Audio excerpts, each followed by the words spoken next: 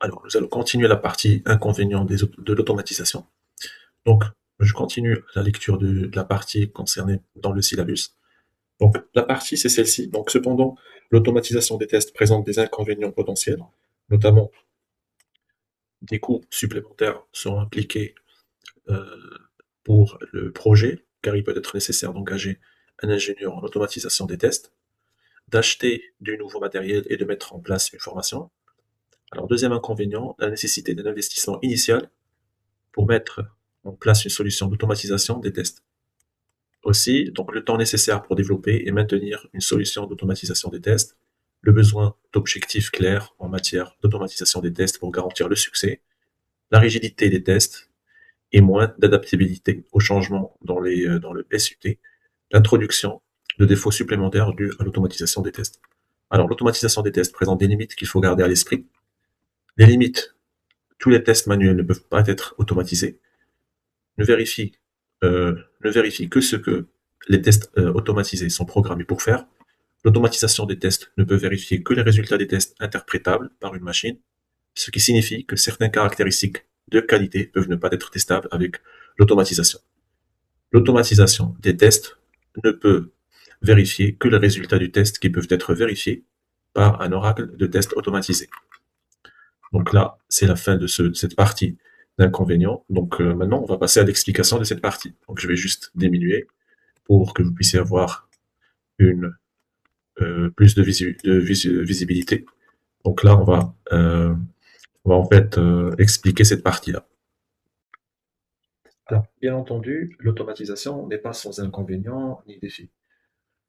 Euh, alors, l'un des inconvénients réside dans les considérations du coût. L'automatisation des tests peut être coûteuse au départ. Vous devrez peut-être engager des ingénieurs spécialisés dans l'automatisation, acheter du nouveau matériel et de nouveaux outils, former votre équipe existante. En fait, moi, j'ai personnellement travaillé avec des équipes qui avaient du mal à faire cet investissement initial. Mais il est généralement payant à long terme. Investissement en temps. Donc, il faut être patient car la mise en place d'un bon cadre d'automatisation prend du temps. C'est comme construire une maison. Donc, vous avez besoin d'une base solide avant de commencer à ajouter des chambres à coucher. Alors, entretien. Donc, voici une chose que les gens oublient souvent. C'est les scripts de test doivent faire l'objet d'une maintenance régulière. Lorsque votre application évolue, vos tests automatisés peuvent être amenés à changer également. Alors, concernant la rigidité des tests, les tests automatisés sont parfois moins flexibles. Par exemple, si votre application subit fréquemment de petites modifications, ces tweets peuvent faire échouer les tests automatisés, même si la fonctionnalité de l'application n'a pas changé. Alors, garder les tests automatisés en phase avec une base de code en constante évolution peut être un défi. Elle peut ralentir le développement si elle n'est pas bien gérée.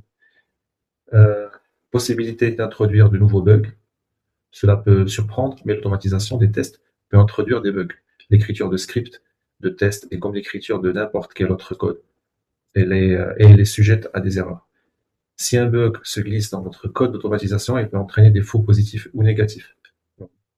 Donner aux équipes un retour d'information inexact. Cela peut être très frustrant et prendre beaucoup de temps. L'automatisation des tests présente également des limites. Alors, l'une des limites est que tout ne peut être automatisé. Vous savez, ces tests qui requièrent un jugement humain, comme évaluer si une interface utilisateur est intuitive.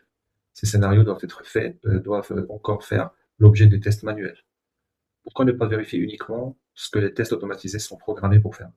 Il peut y avoir de nombreux domaines à vérifier, mais chaque test est limité à un scénario spécifique, ce qui peut laisser d'autres scénarios non vérifiés. Interprétation de la machine. Donc, les tests automatisés ne peuvent vérifier que ce que les machines peuvent interpréter. Ils ne peuvent pas vous dire si quelque chose a l'air correct ou si les utilisateurs le ressentent bien.